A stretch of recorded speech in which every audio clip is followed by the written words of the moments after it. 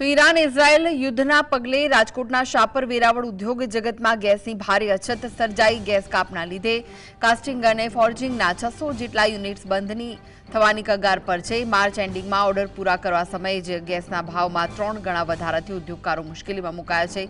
આ પ્રશ્ને ધારાસભ્ય રમેશ ટીલાળાની આગેવાનીમાં પ્રતિનિધિ મંડળ આજે હર્ષ સંઘવી અને ઋષિકેશ પટેલને મળી અને રજૂઆત કરશે।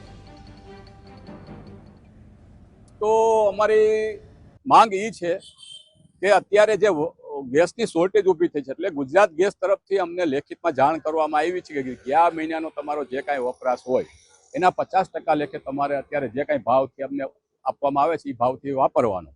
એ ઉપરાંતનો જે કાંઈ વપરાશ થાય એનો ભાવ વધારો અમારે ચૂકવવાનો।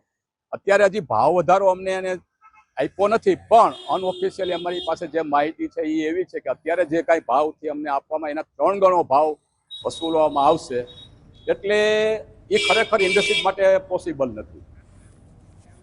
તો વધુ વિગતો માટે જોડાઈ ગયા છે રાજકોટથી સંવાદદાતા લકીરાજ। લકીરાજ, ગેસ કાપના લીધે કાસ્ટિંગ અને ફોર્જિંગના 600 જેટલા યુનિટ્સ બંધ થવાની કગાર પર છે, શું વિગતો મળી રહી છે? આપને જણાવી દઉં કે ઈરાન ઇઝરાયલ યુદ્ધ વચ્ચે હવે આજે મોટા સમાચાર છે તે કહી શકાય, કારણ કે ગુજરાત ગેસ દ્વારા લેખિતમાં જાણ છે તે ઇન્ડસ્ટ્રીયલ વિસ્તારમાં આવતા જે ઇન્ડસ્ટ્રીયલ વિસ્તારમાં જાણ છે તે કરવામાં આવી છે। અને જો વાત કરવામાં આવે તો શાપર વેરાવળ ઇન્ડસ્ટ્રીના પ્રમુખ સહિતના જે પ્રતિનિધિ મંડળ છે તે આજે હર્ષ સંઘવી, ગૃહમંત્રી હર્ષ સંઘવી અને મંત્રી ઋષિકેશ પટેલને મળવા જઈ રહ્યા છે। તમામને જાણ કરવામાં આવી છે કે માત્ર તમને હવે જે ગત મહિને જે વપરાશ તમારા દ્વારા કરવામાં આવ્યો હતો તેના 50% જ મળશે, 50%થી વધુ તમે વપરાશ કરશો તો તેના 3 ગણા રૂપિયા છે તમારે ચાર્જ છે તે ચૂકવવો પડશે।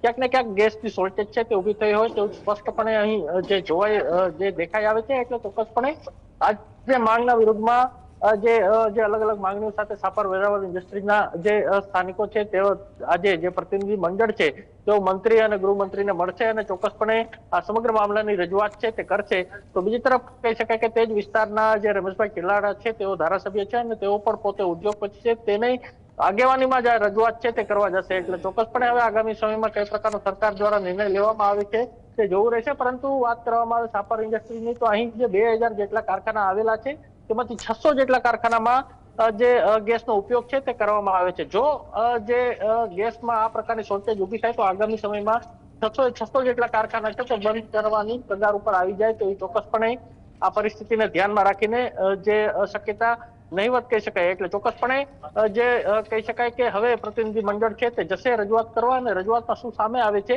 તે જોવું રહેશે। પરંતુ હાલ તો હાલાકીનો સામનો છે તે શાપર વેરાવળ ઇન્ડસ્ટ્રી સહિત રાજકોટની તમામ ઇન્ડસ્ટ્રીના લોકો છે તે ભોગવી રહ્યા છે। જી, આભાર લકીરાજ માહિતી આપવા માટે।